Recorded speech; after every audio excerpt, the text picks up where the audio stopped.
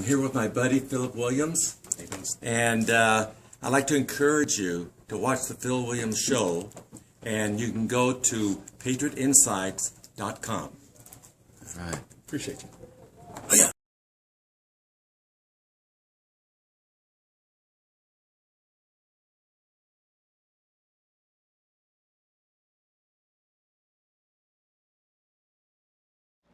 It is that time for my response to a tweet. And today's tweet is going to brought something out of me, and man, this is going to be a very interesting show. I'm glad you guys tuned in. Check this out. Today's tweet says, Ted Cruz is the biggest hypocrite. You see all his mistresses. Ted Cruz is the biggest hypocrite. You see all his mistresses. Wow. Here's my response to your tweet. Which makes this tweet so interesting, for me, it has nothing to do with the mistresses thing. I personally think that it's bogus.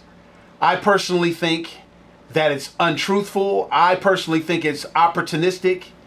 I personally think it's exactly what politics has brought out over the years, let alone this election.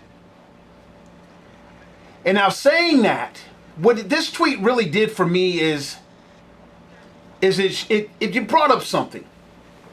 One of the things that we do as people that support our candidate, we tend to chalk anything that's negative towards our candidate up to a lie, crookedness, this, that, and the third. Our candidate did not do it. And we tend to come across like our candidate is not a human being. We make our candidate superhuman, supernatural, and everything like that.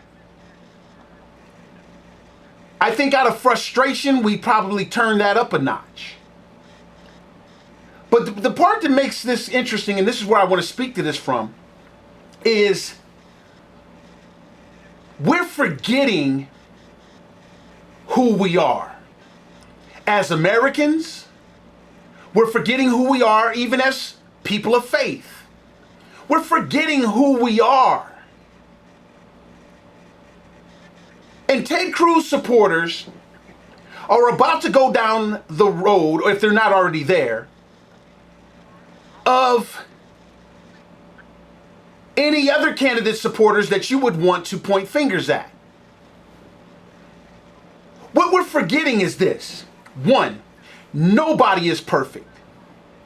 The possibility of Ted Cruz having mistresses or having sleep on his wife, the possibility is there because Ted Cruz is a human being.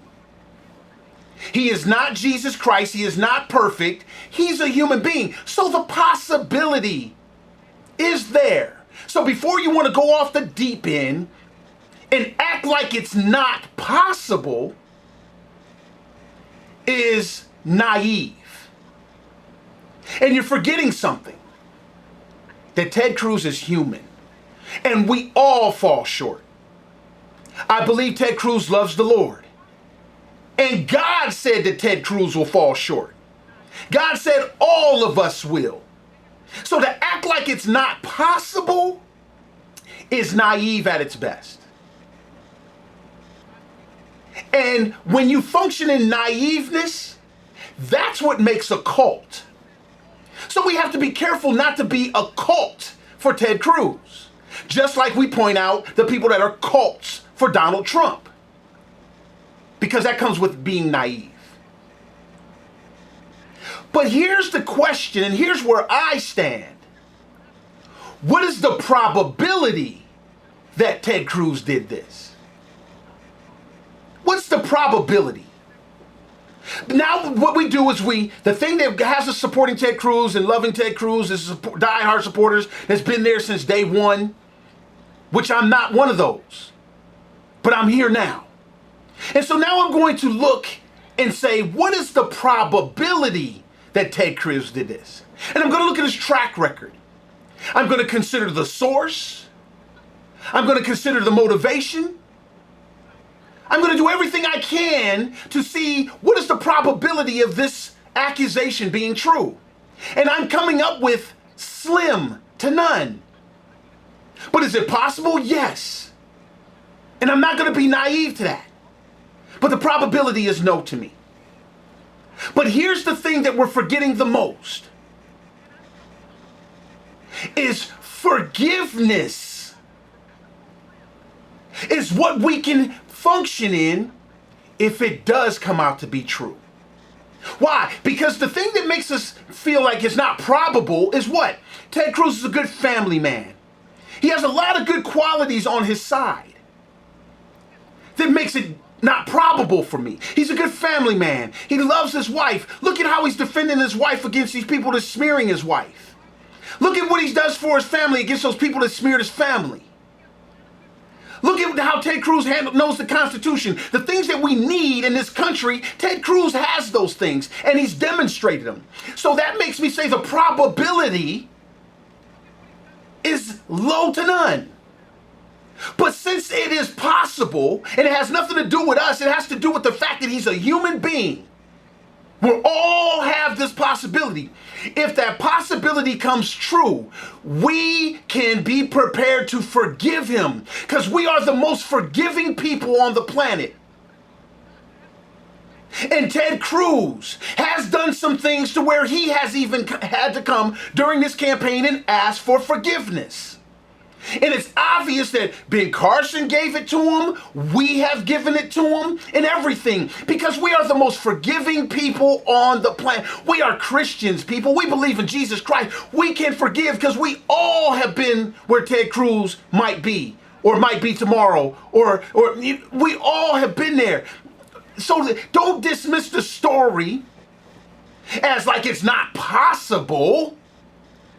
Just know that his track record earned the level of not probable. But if the possibility did come true, all the good things about Ted Cruz outweighs the fact that doesn't outweigh the fact that we can forgive him for that. Will there be people that won't forgive him? Absolutely. We're all subjected to that. They'll do it for whatever reason they have. So we cannot be a cult for a man that has the possibility. But we can be good Christian people ready to forgive somebody based on the fact that it's probable that he didn't do these things. It's politics at its best. It's rough and tumble. But he has the qualities that says we can forgive him and we can keep him in prayer. And the bigger thing is this. What's the difference between Donald Trump and Ted Cruz? This is why never Trump to me. Because Ted Cruz would at least ask for forgiveness. He would at least ask. When he was asked, have you ever had to ask for forgiveness? He answers the question yes. Now, Donald Trump, on the other hand, he is a man that's never had to ask for forgiveness according to him and never asked for forgiveness according to him.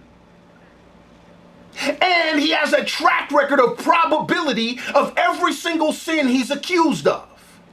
But since he doesn't have forgiveness in him and an understanding of forgiveness, he doesn't think that he does no wrong. He thinks everybody else is an idiot. So he can come out and make statements like, I'm going to save the American people better than Jesus. And plus he died on a silly cross, and I don't like people who die on silly crosses. Why? Because he doesn't have no forgiveness in him. He has no shame. And so the qualities that he has that some people would want to look at as good qualities, because of that right there alone for me, makes me say never Trump. He doesn't think he's done any wrong.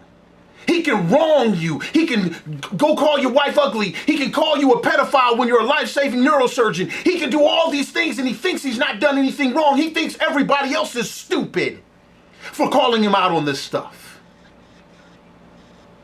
So the probability of him sinning again is large. It's huge. I cannot have him as the leader of this free world. He has no forgiveness in him. He lives a life of a total lie, and he's demonstrating that the truth is not in him. And so when I consider the source of the mistress story, I keep that in account. Is it probable? No. But if it's possible, I can forgive him. And all I'm just cautioning is Cruz supporters. Do not get so naive that you come across like the Trump supporters. It's possible. It's just not probable. And remember this, the politics of personal destruction is found in underappreciating forgiveness, especially the nature of forgiveness of the American people. I'm Phil Williams. That's my response to this tweet on The Phil Williams Show.